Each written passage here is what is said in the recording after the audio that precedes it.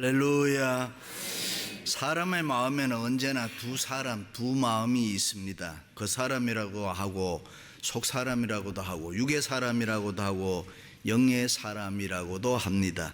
그런데 그 두 마음이 서로 갈등하고 충돌하고 시시때때로 우리 마음에서 싸우는 것입니다. 오늘 말씀에 내 속으로는 하나님의 법을 즐거워하되 내 지체 속에서 한 다른 법이 내 마음의 법과 싸워 내 지체 속에 있는 죄의 법으로 나를 사로잡는 것을 보는도다. 또 다른 마음, 두 사람입니다. 그것을 헬라의 철학자 플라톤은 인간의 마음에는 두 개의 자아가 있다. 하나는 본래의 자아입니다. 그것은 하나님이 심어준 선한 자아, 처음 우리를 만드실 때 주신 자아입니다. 또 하나의 자아가 있는데 비뚤어진 자아가 있다 했습니다. 본래의 자아에서 이탈하려는 마귀가 심어준 욕심과 거짓, 원망과 불평, 타락과 부패를 조장하는 이 세상의 악의 자아인 것입니다. 본래의 자아에서 이탈하는 이 마귀가 준 자아 때문에 우리가 힘이 드는 것입니다. 심리학자 프로이드는 참자아, 트루 에고와 초자아, 슈퍼 에고라고 이야기했습니다. 그런데 이 두 마음은 서로 협력하고 사랑하고 평화롭게 공존할 수가 없습니다. 왜냐하면 근본이 다르기 때문에 사사건건 우리 안에서 싸우는 것입니다. 이 싸움이 심해지면 마음이 불안이 심해지고 나중에는 정신병 환자가 되는 것입니다. 그러므로 우리는 하나님의 도움을 구해야 합니다. 하나님의 긍휼과 자비를 구해야 합니다. 성령의 도우심을 받아야 됩니다. 하나님 앞에 도움을 구하지 아니하고 인간의 방법으로 내 두 마음 싸우는 이 마음을 해결하려고 하면은 부작용과 혼란이 따르는 것입니다. 그러므로 성경은 인간의 힘이나 자랑을 금하고 있습니다. 하나님 높이지 아니하고 자기를 내세우는 사람을 믿음 없는 사람이라고 이야기합니다. 믿음 있는 사람은 하나님을 경외하고 하나님을 높입니다. 하나님을 자랑합니다. 교회를 사랑하고 교회를 자랑하는 것입니다. 바울은 빌립보 교회에 편지를 하면서 누구든지 자기의 육체에 잘난 것을 신뢰하지 말라 그랬습니다. 그래야 참 교인이 된다. 참 할례당이라고 했습니다. 육체의 힘이나 육체에 잘난 것을 절대로 자랑하지 말라는 것입니다. 그렇습니다. 사람에게는 누구나 이 두 마음이 있습니다. 영의 마음이 있나 하면 육의 마음도 있습니다. 성령의 마음이 있나 하면 육체의 마음도 있습니다. 생명의 마음이 있나 하면 이 사망의 마음도 있습니다. 성령의 법을 쫓는 마음이 있나 하면 악의 법을 쫓는 마음도 있습니다. 그러므로 사람의 마음은 성령의 법을 쫓는 마음과 악의 법을 쫓는 마음이 서로 충돌하고 싸우는 것입니다. 언제나 성과 악이 우리 안에서 서로 충돌하고 있습니다. 싸웁니다. 두 마음이 계속 갈등하고 투쟁하는 것입니다. 그래서 바울은 내 속 곧 내 육신에 선한 것이 거하지 아니하는 줄을 아노니 내가 원하는 바 선은 하지 아니하고 도리어 원치 아니하는 바 악을 행하는도다. 만일 내가 원치 아니하는 그것을 하면 이를 행한 자가 내가 아니요 내 속에 거하는 죄니라. 그러므로 내가 한 법을 깨달았노니 그 선을 행하기 원하는 나에게 악이 함께 있는 것이라. 우리 안에 두 마음이 있다는 것입니다. 그렇습니다. 사람은 누구나 자신의 부패한 육신 덩어리 속에서 끊임없이 솟구쳐 오르는 이 육체의 소욕 때문에 너무나 많은 모순과 괴로움을 겪고 있는 것입니다. 내가 하나님의 말씀대로 살아야지. 아니야, 나 좋은 대로 살자. 열심히 내가 신앙생활 해야지. 아니야, 그렇게 할 필요 없어. 적당히 세상하고 타협하고 즐기자. 여러분들에게도 이 두 마음이 서로 충돌을 일으키면서 꿈틀거리고 있지 않습니까? 때로는 우리의 마음이 선한 마음으로 쏠리기도 하지만은 때로는 악한 마음으로 쏠릴 때도 있습니다. 우리가 그런 갈등, 그런 모순 속에서 사는데 우리의 마음 중심은 도대체 어느 마음에 치우치고 있느냐 하는 것입니다. 하나님 주신 선한 마음에 내가 치우치고 있느냐 아니면은 온갖 죄를 일으키는 마귀가 준 비뚤어진 마음에 치우치고 있는지 살펴보라 하는 것입니다. 유명한 소설가 스티븐슨이 쓴 지킬 박사와 하이드라는 유명한 소설 잘 알죠? 지킬 박사는 사회적으로 이름난 유명한 과학자로서 모든 사람들에게 존경받는 의학 박사였습니다. 그런데 그 지킬 박사의 마음속에 또 다른 한 사람이 숨어 있는데 그 이름이 하이드였습니다. 이 하이드는 본능대로 살기를 원하는 사람, 악하게 이 육의 본능을 따라서 세상이 원하는 대로, 자기 원하는 대로 살기를 원했습니다. 그러나 지킬 박사는 사회적 명성 때문에 언제나 자기 본능을 억제하고 착하게 살아야 된다. 그래서 그 두 마음이 항상 갈등하다가 이 한 약을 만드는 것입니다. 그 약을 먹기만 하면 마음속에 있는 요 선한 인간과 악한 인간이 딱 분리가 되는 것입니다. 약을 먹으면 지킬 박사는 하이드가 되는 것입니다. 하이드가 되면 본능이 시키는 대로 나쁜 짓은 다 합니다. 길모퉁이를 돌다가 자기에게 부딪힌 어린아이의 배를 사정없이 짓밟아 버리고, 이유 없이 길에서 만난 노신사를 보고 자기가 가지고 있는 지팡이로 그 사람을 때려 죽입니다. 그리고 난 살인자가 되어서 경찰의 추격을 받으니까 너무 또 겁이 난단 말이에요. 두려워서 다시 자기는 옛날에 지킬 박사가 되고 싶어하는, 악을 버리고 선하게 살려고 합니다. 그 마음이, 두 마음이 계속 갈등하는 것입니다. 투쟁하는 것입니다. 그렇습니다. 사람의 마음에는 언제나 이 두 마음이 충돌하며 갈등하며 싸우고 있습니다. 그래서 바울은 오라 나는 공고한 사람이로다, 누가 이 사망의 몸에서 나를 건져내랴 탄식하는 것입니다. 왜냐하면 바울이 로마에 있는 성도들에게 이 편지를 쓸 때 로마에는 아주 무서운 형벌이 있었습니다. 죄인이 죽으면은 죽은 시신과 함께 꽁꽁 묶어두는 것입니다. 죄인이 있으면은 처음에 얼굴을 맞대고 가슴을 맞대고 무릎을 맞대고 해서 꽁꽁 묶어두는 것입니다. 처음에는 구역질을 하지만은 조금 지나면은 배가 고파서 시체를 핥게 된다는 것입니다. 그렇게 되면 시체에서 배어 나오는 독이 이 죄인의 몸에 다 들어와서 죄인도 죽은 사람과 함께 썩어서 죽는다는 것입니다. 그래서 바울은 지금 그 형벌을 생각하면서 자기의 썩어져 냄새나는 이 육신의 모습, 자기 속에서 끊임없이 이 솟구쳐 오르는 육신의 악한 모습은 또 자기만이 제일이라고 하는 교만, 위선, 더럽고 추한 것들, 이런 썩어져 냄새나는 이 시체 덩어리에서, 이런 사망의 몸에서, 이러한 부패한 내 몸에서 나를 건져낼 자가 누구랴 탄식하는 것입니다. 왜 그렇습니까?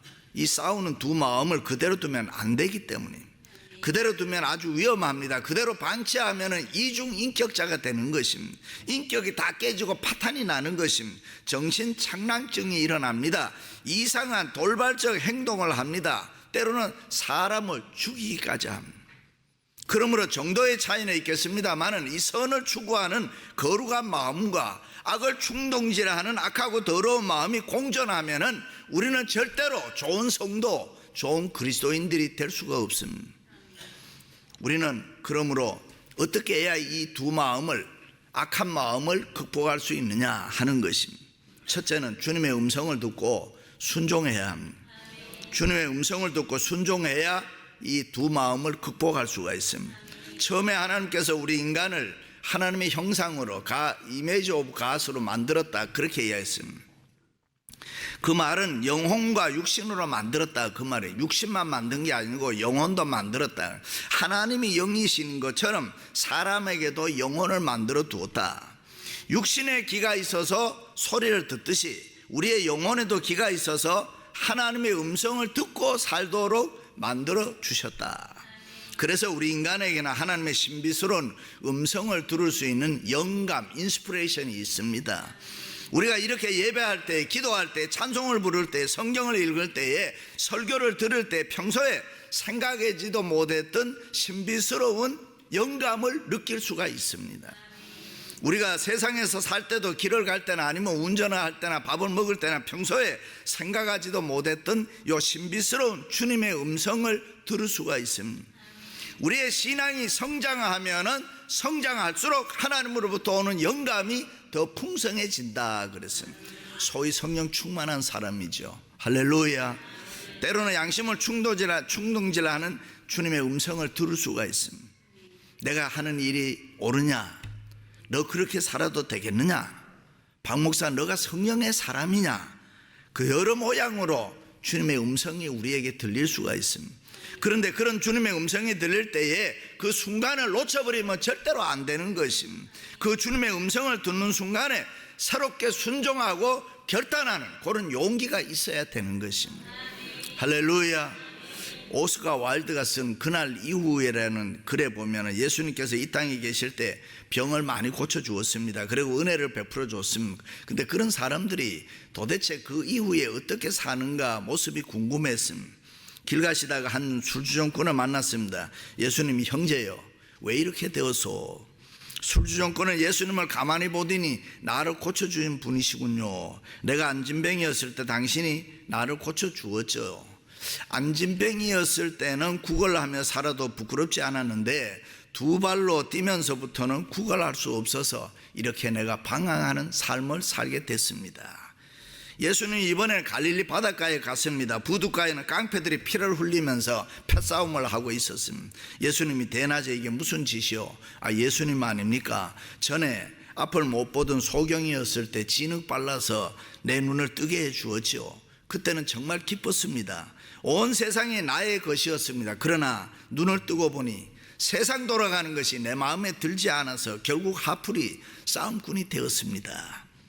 그렇습니다. 우리가 주님을 만나고 이 주님의 음성을 들을 때에 가만히 있으면 안 되는 것입니다. 바로 순종해야 되는 것입니다. 바로 응답해야 되는 것입니다. 바로 회개하고 새로운 삶을 살겠노라 결단해야 되는 것입니다. 할렐루야. 사도 바울이 자기의 명예와 출세를 위해서 기독교인들을 핍박하고 죽이기 위해서 다메섹 도상으로 가다가 주님의 음성 들었습니다. 그때에 바울은 주님의 음성에 순종으로 응답하는 생활을 했습니다. 그 음성에 자기를 순종시킴으로 인해서 위대한 사도가 되었던 것입니다. 이사야 선지자는 우시아 임금의 총애를 받던 왕실 선지자입니다. 그런데 우시아가 죽고 나니까 너무 억울했습니다. 하로다 나여 망하게 되었도다. 자기가 의지했던 왕이 죽었으니까요. 성전에 들어가서 탄식하고 통곡했습니다. 그때 하나님의 음성이 들렸습니다. 그때 이사야가 뭐라고 합니까? 내가 여기 있나이다. 나를 보내소서. 자신을 순종시키고 이스라엘 민족의 회개를 촉구하는 위대한 선지자가 되는 것입니다. 그렇습니다. 우리가 하나님의 음성을 듣고 그 음성에 자신을 순종시키는 사람이 자기 속에서 꿈틀거리는 이 악한 마음, 나쁜 마음을 극복할 수 있는 줄로 믿습니다. 바울은 주님의 음성에 이탈하지 아니하고 그 주님의 음성 앞에 계속 자신을 순간순간 순종시켜 나감으로 육의 마음, 악한 마음을 극복해 나갔던 것입니다. 사랑하는 성도 여러분, 주님의 음성에 자신을 순종시킴으로 두 개의 마음을 극복할 수 있기를 주님의 이름으로 축원합니다. 할렐루야. 두 번째는 주님을 더 가까이 해야 합니다. 여러분은 하나님을 얼마나 가까이 모시고 있다 생각합니다. 오늘 교회 나오셨는데 나는 주님을 몇 메다 정도 놔두고 산다. 주님을 가까이 해야 두 마음을 극복할 수 있습니다. 교회를 열심히 다니고 신앙생활을 열심히 하는 거, 이게 주님 가까이 하는 모습이죠. 보통 사람들이 세상에 돈 벌 때 서울에서 친구가 와서 놀러 가자 하면 아니 무슨 말을 해? 내가 너무 바빠 안 돼. 그런데 주일날 가자고 하면 그러지 뭐 그래. 세상에 일할 때는 누가 오면 언짢아 하는데 주일날 그럽니까? 주일날 누가 오면 잘 됐다 가자. 그렇게 생각하면은 주님과 멀어지는 것입니다. 우리가 성경을 많이 읽고 교회를 열심히 다니고 찬송을 부르고 열심히 기도하고 설교를 경청하고 최선을 다해서 헌금을 하고 열심히 봉사하고 하여간 교회를 나오는 이 일을 가까이 해야지 그런 행위가 주님을 가까이 하는 일이 된다. 그런데 교회 와서 열심히 예배하고 열심히 봉사하고 섬기는 거, 그런 행위가 결코 쉽지 않다 이 말입니다. 어떤 분은 아내 때문에도 기분 나빠 다 교회 오려고 준비했다가 기분 나빠 안 가. 교회가 이렇게 힘들다니까요. 주님 가까이 하는 게 이렇게 힘들어요, 여러분. 그러나 우리가 주님을 가까이 해야 사단의 마음을 극복할 수가 있다. 바울도 언제나 이 두 개의 마음 때문에 갈등하며 고민하다가 해결점을 하나 찾는 거예요. 고민 갈등하다가 아하, 내가 주님을 가까이 해야 되는구나. 그리스도 예수 안에 있는 생명의 성령의 법이 죄와 사망의 법에서 나를 해방하였습니다. 주님을 가까이 함으로 성령의 법이 죄를 짓게 하는 나쁜 마음을 극복했다라고 바울은 고백하는 것입니다. 그러므로 우리는 주님을 가까이 하고 은혜 받기 위해서는 자신의 추하고 더러운 모습을 늘 발견해야 돼요. 나는 죄인이구나, 나는 나쁜 사람이구나 탄식해야 됩니다. 우리가 주님을 가까이 하고 은혜를 받기 위해서는 내 죄 때문에 눈물을 흘려야 됩니다. 탄식하면서 하나님 앞에 내려가야 되는 것입니다. 가슴을 쳐야 되는 것이고 한없이 때로는 울어야 되는 것이고 나를 살려달라고, 그래야 영적으로 다시 일어나고 주님을 가까이 할 수 있습니다. 우리가 주님을 가까이 할 때 성령의 기름 부음이 있습니다. 성령의 법이 악한 마음, 나쁜 마음을 극복하고 우리로 하여금 자리에서 다시 한번 일어서게 만드는 것입니다. 그러므로 구원은 오직 하나, 주님을 가까이 해야 해결이 되는 줄로 믿습니다. 할렐루야. 베드로가 물에 빠지면서 소리질러 가로되 주여 나를 구원하소서. 주님을 부를 때 주님이 손 내밀어 베드로의 손을 붙잡아서 일으켜 구원해 주셨다. 그렇습니다. 우리의 두 마음을 극복하는 길은 오직 주님밖에 없습니다. 주님만이 인간의 죄를 해결할 수 있습니다. 그러므로 누구든지 회개하고 주님만 믿고 가까이 하면 모든 죄 용서함 받고 우리는 어떤 가운데서도 구원을 받을 줄로 믿습니다. 할렐루야. 우리는 다 양 같아서 그릇 행하여 제 길로 갔거늘 누구든지 주님 가까이 하면 두 마음 극복할 수 있습니다. 그렇습니다. 우리가 주님을 가까이 할 때 두 개의 마음이 극복됩니다. 우리의 모든 문제가 한꺼번에 다 해결되는 이 놀라운 기적을 체험할 수가 있습니다. 할렐루야. 우리가 믿는 주님에게는 능력이 있습니다. 우리가 믿는 주님에게는 불가능이 없습니다. 우리가 믿는 주님에게는 세상을 이길 수 있습니다. 나의 부족함을 채워줄 수 있는 것입니다. 버림받은 사람 귀하게 여깁니다. 넘어진 사람 일으켜줍니다. 죄인이 거룩한 의인이 될 수가 있습니다. 망할 사람도 복되게 만들 수가 있습니다. 그러므로 주님을 가까이 해야 돼요. 주님은 살아계신 기적의 주님이신 것입니다. 주님은 우리를 떠나지 않습니다. 주님은 우리를 버리지 않습니다. 주님은 우리의 마음을 붙잡아 주시는 것입니다. 할렐루야. 사람은 좋을 때만 좋습니다. 있을 때만 좋습니다. 사람은 잘 될 때만 좋습니다. 부자일 때만 좋습니다. 그러나 주님은 어제나 오늘이나 영원토록 동일하십니다. 주님의 사랑은 변치 않습니다. 참 사랑인 것입니다. 그래서 바울은 두 마음을 극복하고 은혜의 자리에 올라서 감격적으로 외칩니다. 하나님, 내가 하나님께 감사하리로다. 은혜를 체험한 사람은 뭐 이런 말 저런 말 필요 없지요. 그저 하나님 감사해요. 그저 하나님 감사해요. 사랑하는 성도 여러분, 주님을 가까이 함으로 두 마음을 극복할 수 있기를 주님의 이름으로 축원합니다. 할렐루야. 마지막으로는 다른 사람을 사랑해야 됩니다. 두 마음은 결국 인간의 욕심 또 아니면 이기심에서 생겨나는 것입니다. 그러므로 우리가 욕심이나 이기심을 극복하기 위해서는 내가 다른 사람을 좀 적극적으로 사랑해야 됩니다. 가만히 보면 많은 사람들이 남을 사랑한다고 하지만은 결국은 자기 중심의 사랑을 합니다. 내가 필요하니까 사랑하고 내가 좋아하니까 사랑하고 나하고 마음이 잘 통하니까 사랑합니다. 그런데 그런 사랑은 아무리 해도 내 안에 있는 두 마음을 극복할 수가 없습니다. 왜요? 사랑은 사랑인데 자기 중심의 사랑을 하고 있기 때문에. 아프리카 선교사 리빙스톤이 어릴 때에 어느 부흥에 참여했는데 목사님 사랑의 설교를 듣고 아하, 나도 감동을 받고 나도 하나님 뜻대로 살아야지, 나도 저렇게 아프리카 같은 데 가서 선교해야지 결심합니다. 헌금 시간이 되는데 가지고 있는 돈이 없어요. 다 준비한 헌금을 하는데, 그러니까 리빙스톤이 옛날에 이렇게 접시 같은 헌금 주머니에 헌금이 오니까 거기에 덜썩 주저앉았습니다. 사람들이 어리둥절했습니다. 리빙스톤이 말했습니다. 내게는 지금 돈이 없습니다. 나는 그러나 나 자신을 하나님께 바칩니다. 이때 결심이 그로 하여금 아프리카 선교를 가게 했습니다. 리빙스톤이 아프리카 선교사를 갈 때 흑인들은 노예로 취급받을 때입니다. 말하는 동물로 보였다 그 말이에요. 그런 흑인을 위해서 리빙스톤은 그들의 영혼을 사랑해서 아프리카에까지 가서 복음을 증거했다. 할렐루야. 그렇습니다. 우리가 가진 것을 우리의 것으로 생각하지 아니하고 하나님의 것으로 생각하는 사람이 다른 사람을 정말 사랑할 수 있습니다. 그래서 마음에 진정한 사랑을 품고 있으면은 내 인격의 변화가 일어나고 내 생활의 변화가 일어나고. 할렐루야. 우리는 모두 죄인이고 나쁜 짓을 골라서 하는 못된 사람들이잖아요. 우리는 늘 부족한 사람들. 그러나 하나님께서는 예수 그리스도로 말미암아 우리의 죄를 용서해 주시고 하나님의 자녀로 의인 삼아 주었습니다. 그러므로 우리는 이제부터라도 하나님의 자녀답게 바로 살아가야 되는 것입니다. 우리 모두 받은 은혜 기억하며 감사한 마음으로 생활하시기를 바랍니다. 이제부터는 하나님의 아들 딸로서 좀 제대로 하자는 그런 각오가 있기를 바랍니다. 이제는 더 이상 세상과 너무 짝하지 말고 하나님을 기쁘시게 하는 거룩한 의인의 삶을 좀 살아가자. 이웃을 내 몸처럼 나도 다른 사람, 예수 믿는 사람답게 좀 억지로라도 사랑해보자. 할렐루야. 우리가 다른 사람을 사랑하면은 두 마음을 극복할 수가 있습니다. 조건 없는 사랑으로 다른 사람을 섬겨보시기를 바랍니다. 어떤 어머니가 두 아들 키웠습니다. 동생이 사고 쳐서 제1의 감옥에 갔습니다. 그때 형은 어떻게 얘기합니까? 어머니, 그 자식 고생 좀 해야 됩니다. 정신 차리게 버려둬야 됩니다. 내버려 두세요. 이번엔 좀 살고 나와야 됩니다. 근데 어머니는 뭐라고 해요? 돈이 얼마나 드냐? 돈이 많이 들어도 꺼내라.